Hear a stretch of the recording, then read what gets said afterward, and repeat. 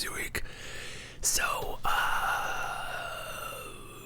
yeah, probably won't be posting that much.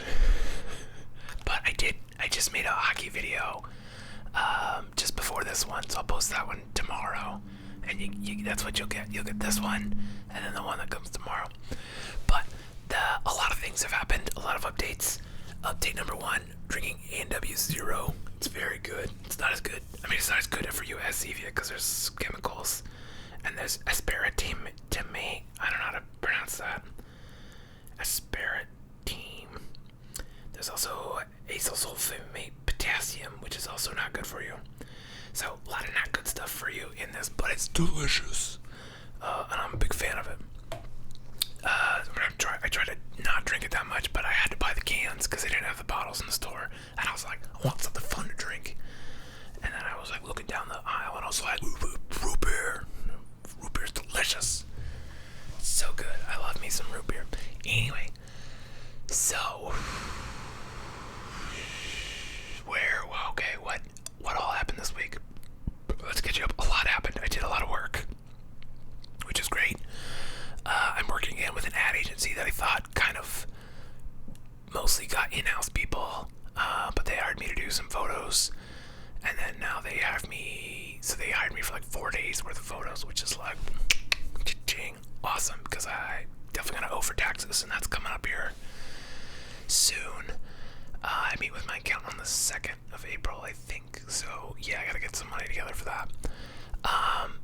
And then also I started a new diabetes medication called Jardiance, which is crazy fucking expensive. It was $175. I'm like, that's great. But I did get a constant glucose monitor. I haven't put it on yet. I think I'm gonna put it on tomorrow. And that was only $35 for 2 weeks. And so I don't remember how expensive test strips are. I think you get like 100 for like $50, I think. So what's that, 50 cents a test versus $2 per day. And if you're testing, I usually test once a day, so 100 strips, so that's 50 cents a day versus $2 a day, but I don't have to prick myself, which is kind of nice. And it's constant, so it's like I could test 100 times a day if I want. I think it's a Bluetooth or something. I'm not sure how it works. But that's pretty exciting. And then I had a meeting with the orthotics people. I don't know if I mentioned this, but so I have like an ulcer on my foot that's like slowly healing finally. And I went to an orthotics clinic, and they just like then paperwork they needed. And then like the orthotic doctor guy like looked at me point blank. He's like, "Are you sure you're diabetic?" And I was like, "Bro, are we gonna?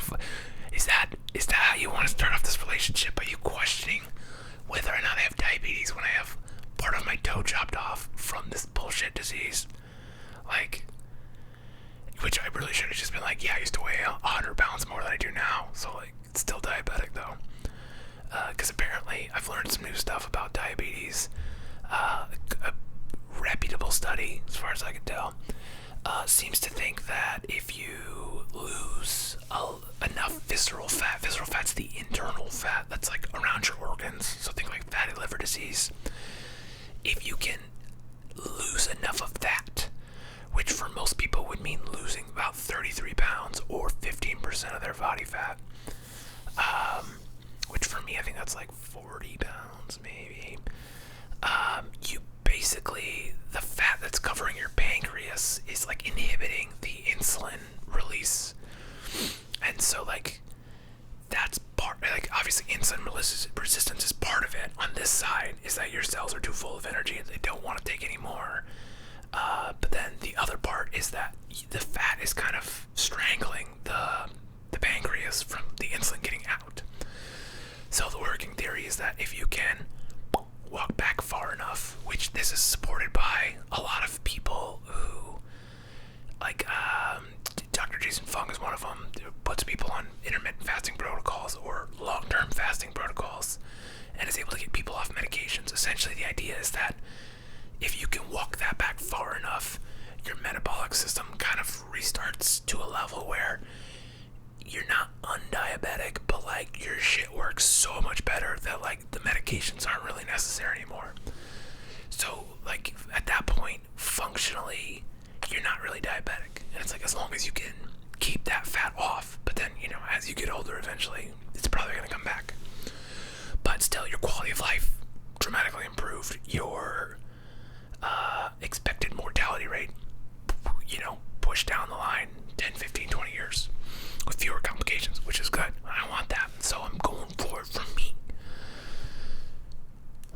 Anyway, and so with that, I think I'm getting some dumbbells. I'm gonna try to get some power blocks. Our apartment gym has a lot of good dumbbells, but I don't really like, you know, it's so far away. Like, it's one of those things, like if it's not right here for me to just pick up and go for it. This one's only 10 pounds. I'm gonna get some power blocks that go up to 50 pounds. But yeah, if it's just not right here for me to pick up, I'm just not gonna do it, you know? Should I just make an ASMR video where I don't talk, I just curl stuff? Watch me lift weights for 20 minutes. Anyway, where was I going with that? Yeah, so I'm gonna get into that, and then I think I'm gonna go with my girlfriend down to the gym, because she wants to get back into doing stuff, but the problem has always been, like, she likes to just take long fucking walks on the treadmill, whereas I've always been like, I'm gonna do kettlebells for like 20 minutes and then be done with this. It's like, it's gonna suck for 20 minutes and then that's it. And in that time, I know I get a vastly better workout than my girlfriend who's walking on the treadmill for like an hour and a half.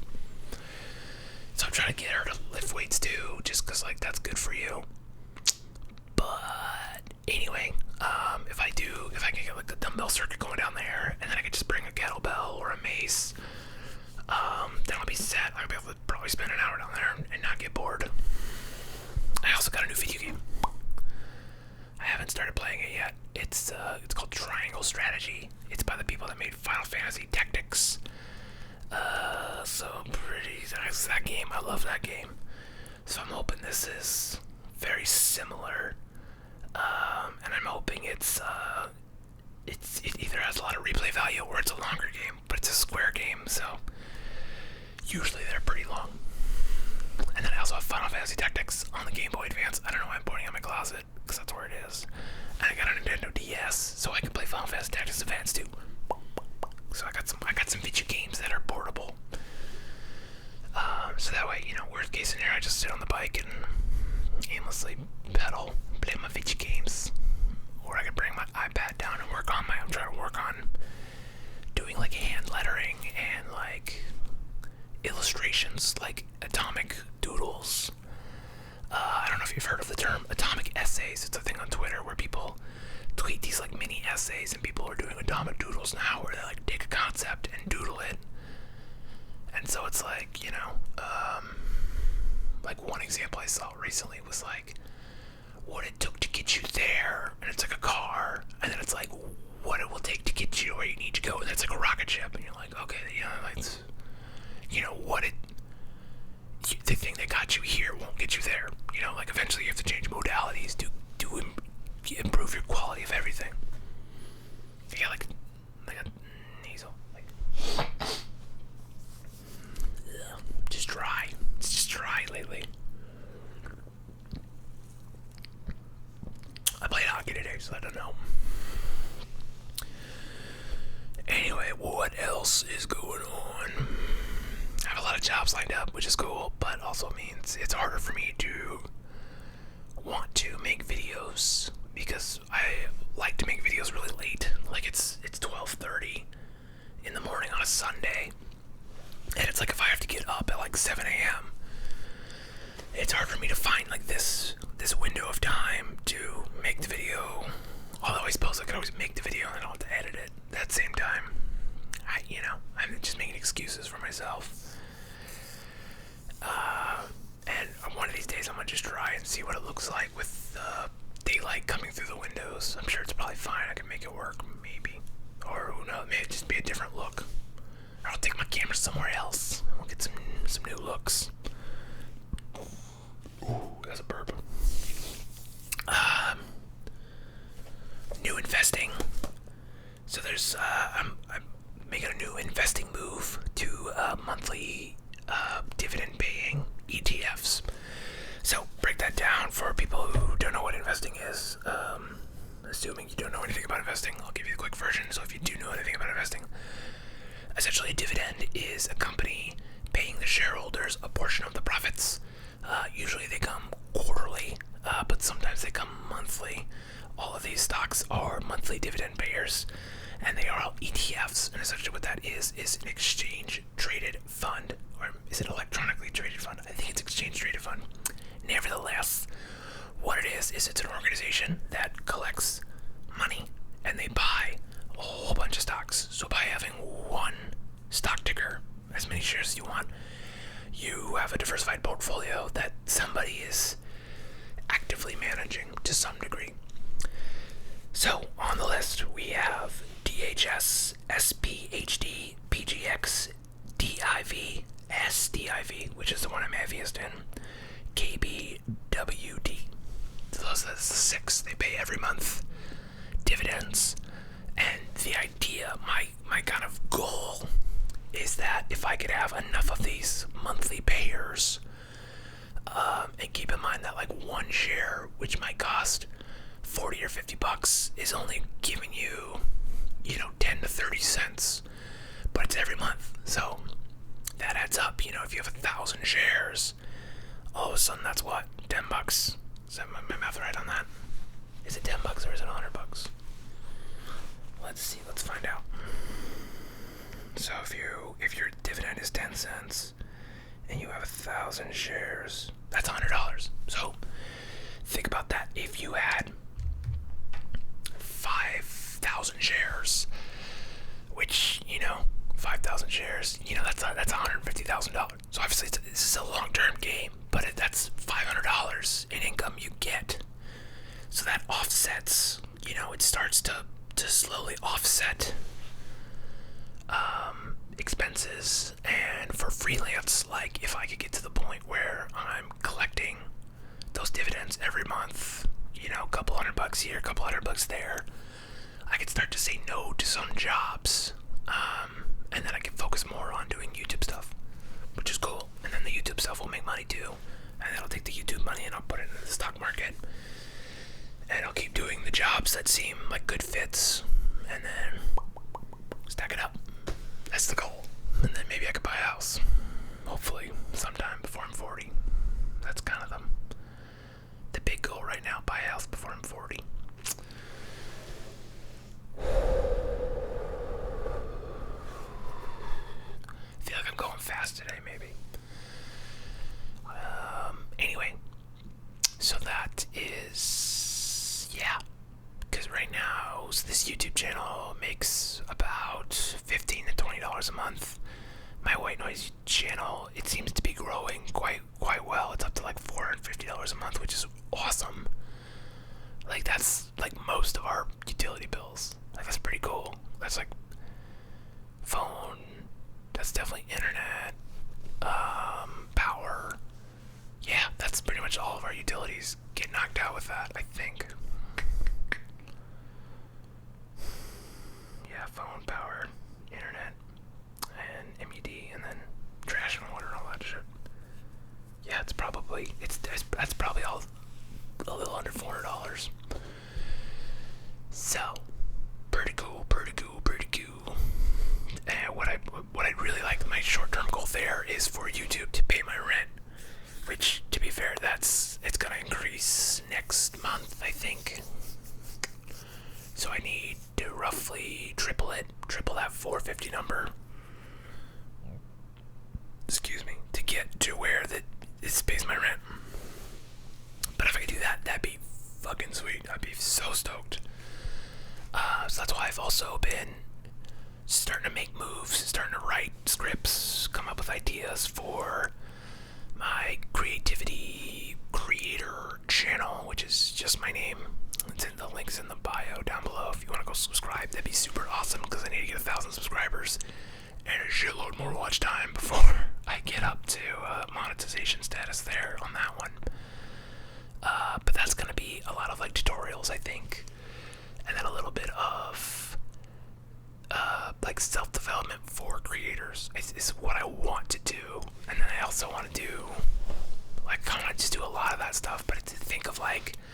self-improvement for creatives. So like getting better at your creativeness, whatever you're creating, getting better at that, which is mostly photo video for me. But I think the lessons will carry over to other disciplines, though the tutorials will all be kind of photo video based.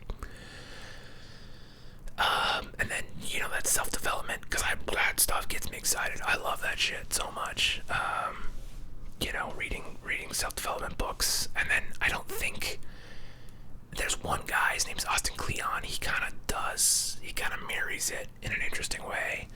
And I kind of just want to be, like, I want to amplify those kind of messages, those kind of ideas, and just kind of help people, because being a creative, like making stuff for a living, is fucking hard.